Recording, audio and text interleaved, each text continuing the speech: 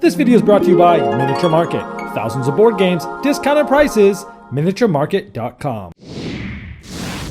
Hello my friends, it's the Game Boy Geek here. Today we're going to be traveling all across the United States. All the different spots, the beaches, the plains, the mountains, all over everything. And today we're going to be playing a dice game called Rolling America. This is brought to us by GameRight. It is for one or more players. It takes about 15 minutes to play. Kind of a puzzly game. One of those family type of dice games. Let me show how it's played. I'll see you on the other side.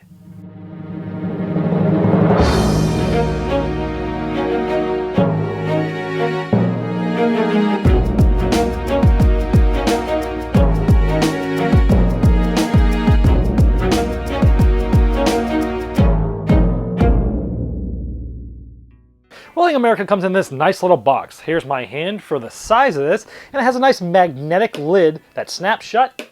It comes open. Let's show you what comes in the box. You obviously will get the rules. You get a stack of double-sided color score pads that basically allows you to do 100 games. It comes with a dice bag where these dice will go inside. You'll be drawing them from the game. Excellent bag there. Now everyone will take their own sheet, their scoring sheet. This game's gonna be played over 8 rounds, and what you're gonna be doing is filling these states in with numbers. Now let's show you how a round typically works. One person per round will be the designated roller. They'll take the bag, they will blindly take 2 dice out at a time and roll them in front of everybody. So here I have a 2 green and a 6 clear. Now what this means is that I have to place the number 2 on any of the green states. So I might put a 2 here. And then the 6, since it's the clear die, it's the only wild die. I can put this 6 on pretty much any open state, and maybe I'll just go up here and put the 6 way up in the middle of nowhere. Then the player will then take the bag again, and they will take out 2 new dice, and they will roll it in front of everybody. So now everybody's doing a 4 blue and a 4 red. Now, it looks like I'm just kind of doing this blindly at first right now, but as numbers get on here, there's some certain placement rules that you need to follow. But before we get there, the last basically sets of 2 dice will come out, and so now we have a 2 orange and a 3. So this brings us to a little bit of the placement rules. So this 3 here, I have to place this 3 so it's in a blank state that's not already has something in it, and any state next to it has to have a number that's 1 higher or 1 lower at most. So it could match, or it could be next to a 2 or a 4. So I could put the 3 here because it's blank and there's nothing around it, or I could put it here because it's at least next to a 2, which is 1 lower than a 3. I could also put it here, which is 1 next to a 4. So maybe I decided to do that. Every state, regardless of color, surrounding this number has to be no more than 1 number apart from it. And so that's sort of the placement rules. Now that's the end. There's 1 die left in the bag, but that doesn't matter because this is the end of the round. You only do 6 die. Everyone will cross off the number 1 round. You'll take this dice, you'll put it back in the bag, you'll pass the bag to the next person, and you'll start the next round. So we're a little bit further into the game now. We're into round 6, and as you can see, I've filled out numbers. And so what's going to happen is, let's just show you what happens here. So the next player rolls the dice, and we have a 3 and a 1. Now, let's look at this purple 3. I've got to put this 3 in blank state. If I can, I have to write it in there. I can't really write it in here, and I have to write it in here because I have to. Because number 1, I can.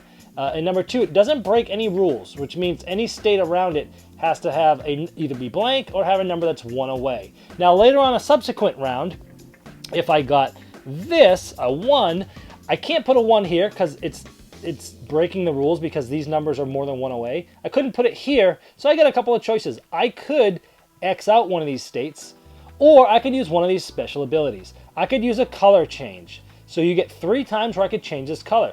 So instead of this being a purple, I'm going to make it an orange and put the 1 next to the 2 here. While we're over in orange, notice that these 2 states, Hawaii and Alaska, they don't use the same neighboring rules that all the other ones. It's sort of like free spaces to put any numbers you want. So 3 times per game, I can use this change color. If on a later round I rolled this again and I really got, let's see, I had a 2 here. What you can do is guard. You can write the 2 and then circle it, and this is a guard. This essentially is, well, this would have been an X because I couldn't have gone there, but instead of putting the X, I get to put a guard. Basically what this means is this does not become an X, And later on, it's as if this space has an X, meaning I don't have to follow any other rules, which means I could put a number here that does not have to be a 1 or 3 in regards to that state. The last thing you could do is dupe. So let's say I rolled this, and let's say this was a yellow 3. I could dupe, which is essentially doubling it. I could do it twice. So I could put a 3 here, and I could put a 3 here, like that. Now, to take it one step further, you could even combine these abilities. And notice you get to do 3 of these each ones. Sometimes you might want to color change, then dupe. So I have this. I might change this from this to a blue. So I got this. And then we can dupe it. So different ways that you could combine these special abilities. Let's say it's about the last round, 8th round. I've used all my special abilities, all 9 of them.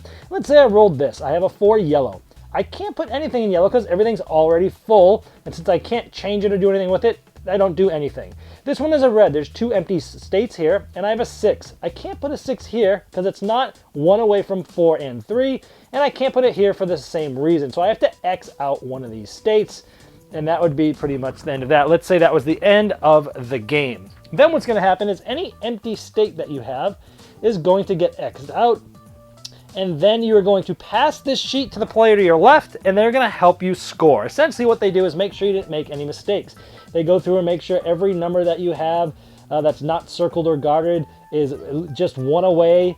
And then they come around here and they say, oh, wait a second, look at this. This 1 is not, this does not match because the 1 does not match the 3. So they would basically X this one out here. And then at the end, you would count them all up. So you have 1, 2, 3, 4, 5, 6. And you would put 6 here, and whoever has the lowest number of X's is the winner. And the reason why someone else looks at this paper is because sometimes they see things that were missed. And here my score is actually a 7, which actually is a pretty good score. All right, there's Rolling America. I really enjoyed this one. It reminded me of the days, back in the day when we would just sit around and play dice games with my family. I like how simple it is, yet it still has a little bit of depth there with the special abilities and the different things that you can combo together. It's fun. It's like doing your own single puzzle. Sure, the game doesn't have a whole lot of interaction with the other players. Essentially, someone's gonna be rolling the dice and you're working on your own puzzle. So it's very solo in that right. With that being said, I have played it a few times solo. If you're the type of person that likes to do crossword puzzles or word puzzles or mathy puzzles like Sudoku and stuff like that on your own, you're probably gonna like this as a solo activity, even on its own, because it reminded me, I do a lot of logic puzzles while I'm sitting in bed just before I go to sleep, and this kind of can work like that. You can just do puzzles on your own, and it's quick and easy. It's more thinky than you think it's gonna be. It just looks easy. Oh, you just roll the dice, you put the numbers, but there's a lot of thought that goes into this. A lot of forward planning as to, hey, if I put this here, I really can't put this number here because it's never going to be able to link, even if I do 1 less die at each of these neighboring states. I like those special abilities, and I really like the fact that you can combo them. That really opens up a lot of things. Do I want to change the color first and then dupe? Do I want to do other things? Because you can do each one of the special abilities on a single die. And I like how you can combo those together. And I think that the real, the masters at this game really know how and when to use those special abilities, and that's cool. Because you're always going to be going for a better score, and a better score, you can keep the sheets of your best scores and try to beat it. The directions say they've never gotten lower than a 5, and it's really hard. I'm usually up around 9 or 10 at this point. I think I've gotten 1 6, but maybe I was lucky. Anyway, so if you like solo games, it's great. If you have a bunch of people you want to sit around, everyone's doing it simultaneously, so there's really no downtime.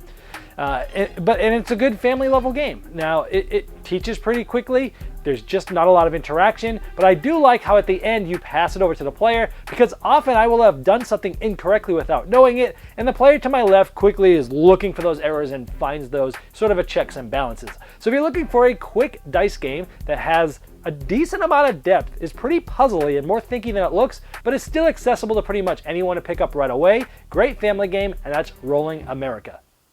This video was sponsored by Miniature Market's Review Corner. The Review Corner features podcasts, video, and written game reviews by gamers for gamers. Miniature Market, the online gaming superstore. Thousands of board games, discounted prices. Check them out at miniaturemarket.com.